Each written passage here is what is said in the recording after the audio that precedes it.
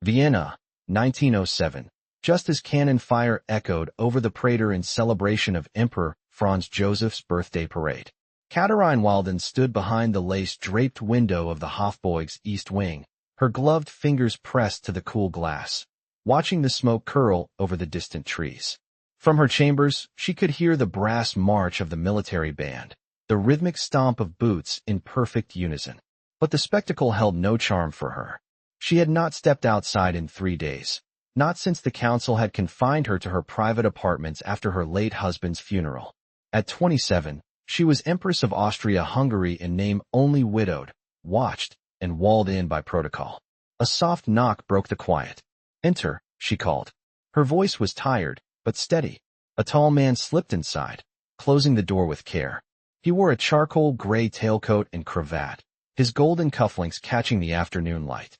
His eyes, sharp, storm-dark, met hers with something she hadn't seen in weeks. Not pity, not fear, curiosity. "Isael Ardane," he said with a bow, "Your Majesty. I've been assigned to assist with the translation of the Romanian petitions. His Highness recommended me, as I've served at the consulate in Bucharest." Katarine turned from the window. "The petitions can wait. Why are you really here?" He hesitated. "Your lady-in-waiting said. You hadn't spoken to anyone since the burial." She looked at him fully now, his youth, his posture, the way his hands clasped loosely behind his back. He couldn't have been more than 30, yet there was something restrained in his stance, as if he carried some heavy disappointment. "I don't require coddling," she said. "I wasn't offering that," Isael replied. "Only conversation. Or silence, if that suits you better." Her lips twitched, the closest she'd come to a smile in weeks. "You're bold. I'm a courtier with no inheritance and no title. Boldness is all I have." She turned back to the window. "Then stay." He did. He stood a respectful distance behind her as the parade wound down. They said nothing for several minutes. Her breathing slowed. The weight of grief didn't lift, but it loosened slightly. That evening, the petitions were delivered. Isael returned, this time with a tray of tea and a worn leather satchel. He didn't sit until she gestured. "Why did you come back?" she asked as he poured. "Because you let me stay yesterday." She studied him. "You're not like the others." "No," he said. "I'm not afraid of court politics because I have nothing to lose." She took the tea. "That's where you're wrong." The days blurred into each other. Isael came early, left late. He brought books in Romanian and Hungarian, maps of Transylvania, letters from governors. They worked in her study, their shoulders occasionally brushing as they leaned over the same parchment. She learned the scent of his cologne, the sound of his breath when he laughed quietly at her dry comments. He learned she preferred honey in her tea, that she reread Goethe when she couldn't sleep. One afternoon, a storm broke over the city. Rain battered the palace windows, and wind howled through the arches. Katarine stood barefoot on the cold marble of the terrace, her hair undone, soaked through her chemise. "You'll get sick," Isael said, stepping behind her with a wool cloak. "I don't care," she said. "Let them say the Empress has gone mad." He draped the cloak over her shoulders anyway. His hands lingered. "They already say it," he said softly. "But I know better." She turned. Their faces were inches apart. The wind tugged at his coat, her hair. She could feel his breath. "Then why are you here?" she whispered. "Because I saw you," he said. "The night of the funeral, when everyone else looked away." Before she could speak, the terrace doors swung open. A chamberlain stepped out, eyes wide. "Your Majesty, the Prime Minister requests your presence in the council chamber. There's been unrest in Prague." Katarine stiffened. She stepped back from Isael and nodded. "I'll be there shortly." She didn't look at Isael as she passed him, but her hand brushed his briefly, deliberately. The next morning, a note appeared beneath her breakfast tray. Folded twice, sealed with no crest, only a pressed violet petal inside. "Meet me tonight. The West Conservatory. After midnight. No guards." She burned the note in her fireplace, but didn't hesitate. That night, she slipped from her chambers in a plain black gown, her hair braided tight beneath a velvet hood. The corridors were empty, only the oil lamps flickered as she passed the portraits of long-dead emperors. At the conservatory, the glass dome glinted under moonlight. She opened the door soundlessly. Isael was already there, standing among the citrus trees. "I didn't think you'd come," he said. She stepped forward. "You shouldn't have written. You shouldn't have answered." They were close now. close enough to feel the heat between them. I can't offer you anything, Katarine said. Not a name. Not protection. Nothing real. Isael reached for her hand, his fingers trembling just slightly. Then give me tonight. She stared at him. And tomorrow? I'll find a way, he said. Even if it kills me. She kissed him. It was not gentle. It was not sweet. It was fierce pent-up longing and grief and defiance pressed into a single breathless moment. He pulled her into the shadows of the lemon trees, and she let herself forget the weight of her crown, the silence of her chambers, the cold of her bed. Outside, the bells of St. Stephen's tolled one. They parted before dawn. She returned to her rooms through the service corridor. The guards never saw, but the Empress's secret lover had been seen by one man. Colonel Bergheim, commander of the Imperial Guard, loyal to the Habsburgs, and no friend to Isael Ardane. By noon, Isael was summoned to the Emperor's council chamber. By dusk, he was ordered to leave Vienna. By morning, he was gone. Katarine stood at the window again, watching the rain fall over the Prater. Her hands were still, her face unreadable. But in her sleeve was a second note, passed to her by a maid who said nothing. I'll return. Duel at dawn. Wait for me. She closed her eyes and waited. The duel took place on the southern edge of the Augarten, just past the row of linden trees that shielded the field from the palace stables. Fog clung low to the earth, muting the blue of dawn into a pale, uncertain gray. Isael stood quiet as the seconds measured the paces.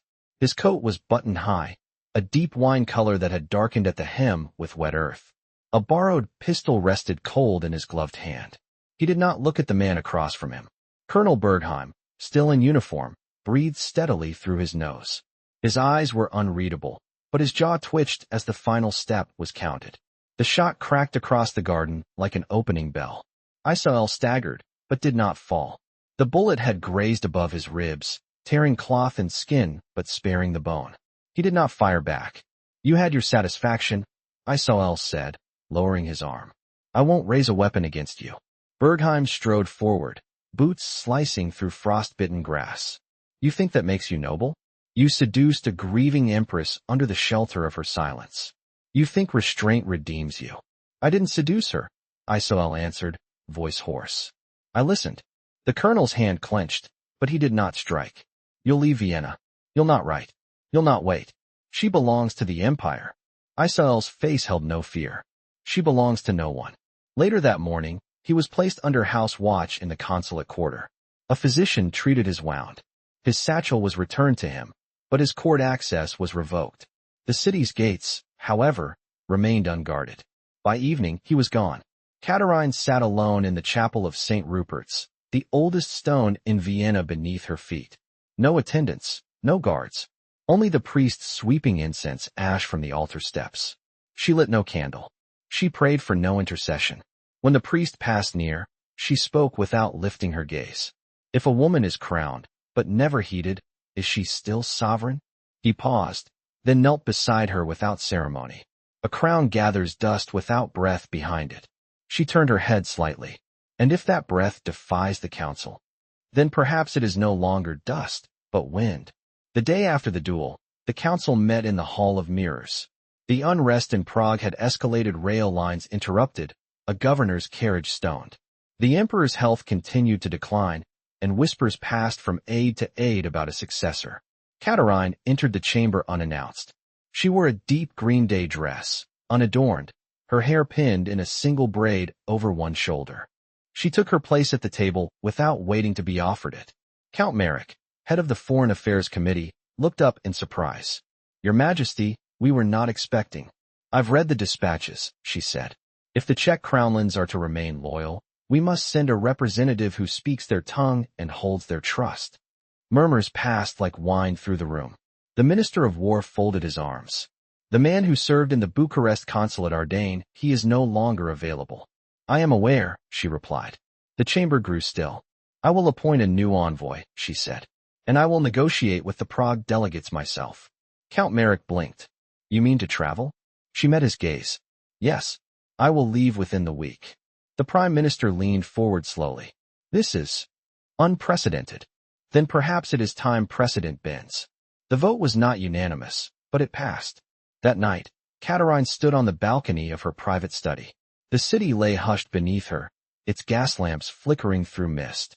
She held a letter in her hand, but it was blank. She had written and burned too many already. A voice behind her broke the quiet. "I hope you'll forgive the intrusion, Majesty." She turned. A boy in a stableman's coat stepped forward, removing his cap. In his hand was a rolled piece of parchment. "I was asked to give this to you.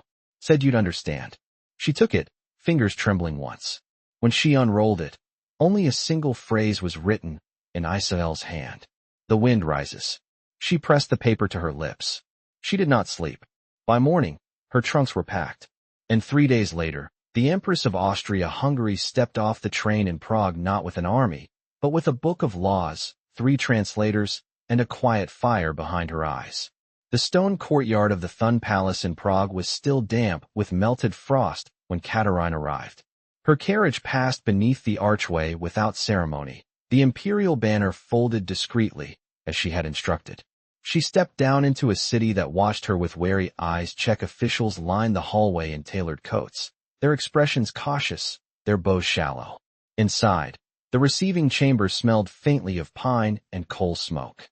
The delegation waited beneath high, coffered ceilings. Noblemen, lawyers, and merchants in dark wool and stiff collars, their hands folded, their silence expectant. Katarine stood alone before them, her voice measured, her spine straight. "We are not here to suppress," she said in clear Czech, "but to listen." The pause that followed was not cold, but careful. Baron Willem Havel, chairman of the Prague Assembly, inclined his head. "Then we will speak plainly, Your Majesty. Our factories are taxed beyond function. Our language is forbidden in imperial offices. Our sons serve in regiments commanded by men who cannot understand them. We are not asking for independence. We are asking for dignity." Katarine did not flinch. "I came to offer you that." She did not stay in the palace. She took rooms in the southern quarter, near the river, above a linen merchant's shop where the windows rattled when the trams passed. She walked the streets without an entourage, speaking with printers, dockworkers, and teachers. Her presence unsettled the local governor, but he could not contradict her without appearing to challenge the crown itself. In the evenings, her aides lit candles over stacks of petitions, and she wrote longhand revisions to tariff codes and language decrees. It was in the 5th week, as the city thawed and the Moldau ran high with meltwater, that she saw him again. It was dusk. She had just left the teacher's guild house, her gloves in one hand, her shoes damp at the hem. A man waited beneath the sycamores by the garden gate, leaning slightly on a cane. His coat was worn, but clean. The brim of his hat cast a shadow over his face until he stepped forward. "Isael," she said, her voice a single breath. He removed his hat. "I heard you crossed the river without an escort. I prefer to see what matters without being seen." His brow lifted slightly. "Then I hope I haven't ruined that." "You're limping," she said, eyes falling to the cane. The wound reopened during the journey. "It's nothing permanent." "You came on your own?" "No." He looked past her, toward the garden wall. "Baron Havel sent for me. He knew I once translated for the Romanian governors. I suppose he thought I might do the same here." She took a step closer, the evening air sharp between them. "You should have sent word. I didn't know if I'd be welcome." "You're not a stranger," she said. "I'm not a courtier anymore, either." Katarine didn't answer. She looked at the sleeve of his coat, where the fabric had been mended with dark thread. Then, carefully, she reached out and took his hand. "I never asked for your title. I asked for your presence." He didn't let go. "Then allow me to offer it again." That night they walked the back lanes of Old Town, avoiding lamplight, their conversation quiet and unhurried. She told him about the children's school she had visited, where lessons were taught in Czech for the first time in 3 decades. He told her about the train from Brno, where the conductor had handed him bread when he saw the cane. Neither spoke of Vienna. By the time they reached her quarters, the moon had risen full above the rooftops. "Will you stay?" she asked. Isael's voice was low. "If I cross that threshold, there's no returning to what we were before." "There is no before," she said. "Only what we build now." He stepped inside. The next morning, she woke with her head against his shoulder, the scent of lavender oil lingering faintly on the air. No guards knocked. No summons came. The world outside continued its slow turning. By midweek, the first papers were signed, tariffs lowered, Czech reinstated as an official language in Bohemia and Moravia, appointments to be made from within the region's own educated class. The mood in the city shifted. The printers began to set type for a new press run. Peace with dignity. The Empress listens. As Isael stepped into the assembly hall beside her to observe the ratification, Baron Havel paused at the threshold. Vienna will not approve this alliance, he said quietly. Katarine's gaze was steady. Then Vienna must learn to follow. That evening, Isael found her by the window of their shared quarters. She was watching the boats drift beneath the Charles Bridge, her hair unpinned, her hands bare. You once told me you had nothing to lose, she said. I did. She turned to him. And now, I have you. She took his hand, not in defiance, but in peace. Outside, the city exhaled. And for the first time in years, so did she. The snow arrived late that year, dusting the rooftops of Prague in fine silver only days before Katarine's planned return to Vienna. From the window of the assembly's upper chamber, she watched the flakes drift against the lantern light, her signature still drying on the final decree. Below her, the city stirred with a quiet that had nothing to do with winter. It was the stillness of something repaired, not silenced. She folded the document with care, handing it to the waiting courier. Escort this to Prime Minister Belinek. Tell him the agreement is complete and endorsed by every signatory. The courier bowed and departed, boots echoing down the stone corridor. Isael leaned against the carved lintel, arms crossed. He won't like that you outpaced the council. She turned, the collar of her wool coat catching at her jaw. He'll either adjust or be replaced. He studied her, the faintest furrow in his brow. You've changed more than the laws. I had to, she said. I spent too long mistaking silence for diplomacy. They left the palace through the south courtyard, where the snow had begun to gather in the crevices of the flagstones. A carriage waited, its horses already steaming with breath. Katarine paused before stepping in. I want Vienna to see me arrive with you, she said. Not hidden, not delayed. Isael hesitated. Even if it means the court turns colder than this. She didn't answer immediately. She looked toward the statue at the courtyard's edge, St. Ludmila, her stone face worn by wind and time. They can bear their discomfort. I've borne worse. The journey took 2 days. They stopped once, in Brno, where her arrival drew a modest crowd of textile workers and clerks. No speeches were made. She simply stepped down from the carriage, took Isael's arm, and walked the length of the square. When the train reached Vienna, the sky was the color of pewter. The platform was lined with guards in dress uniform, but no court ministers had come. Only a cluster of officials from the Ministry of Interior stood at attention. Katarine descended first. She wore no crown, only a dark blue traveling dress and a fox fur collar that brushed her cheek. Isael followed, his cane tapping softly against the platform boards. A hush settled as they moved toward the waiting carriage. A woman in the front row, a laundress from the palace staff, judging by her apron, bowed low, then rose and met Katarine's eye. Welcome home, Your Majesty. Katarine inclined her head. It is good to be home. That evening, the Hofburg blazed with gaslight. Word of her return had spread, and the salons flickered with speculation. In the marble hall, the council reconvened under pressure from the emperor's senior advisors. Katarine entered without preamble, Isael at her side. Count Marek stood. Your Majesty, we must discuss your companion's continued presence in the capital. The nature of his attachment to your household has raised concern. Katarine remained standing. He is not attached to my household. A rustle of surprise moved through the chamber. He is attached to me, she said, and I will not apologize for that. The Minister of War narrowed his eyes. You would risk the cohesion of the court for a personal liaison? Katarine looked to Isael. Cohesion built on fear is not loyalty. It is compliance. She turned back to the room. We are on the edge of a new century. If this monarchy is to survive it, we must stop confusing tradition with wisdom. The silence that followed was not hostile, but brittle. A voice spoke from the rear of the chamber. It was Baroness Halberstadt, the emperor's cousin. Then present him formally, she said. Let it be written. Let him be seen. Katarine nodded. He will be. The next morning, notices were posted across imperial buildings and published in the Wiener Zeitung. By decree of Her Majesty the Empress, Isael Ardane is appointed special envoy to the Crownlands and recognized as a member of the imperial household.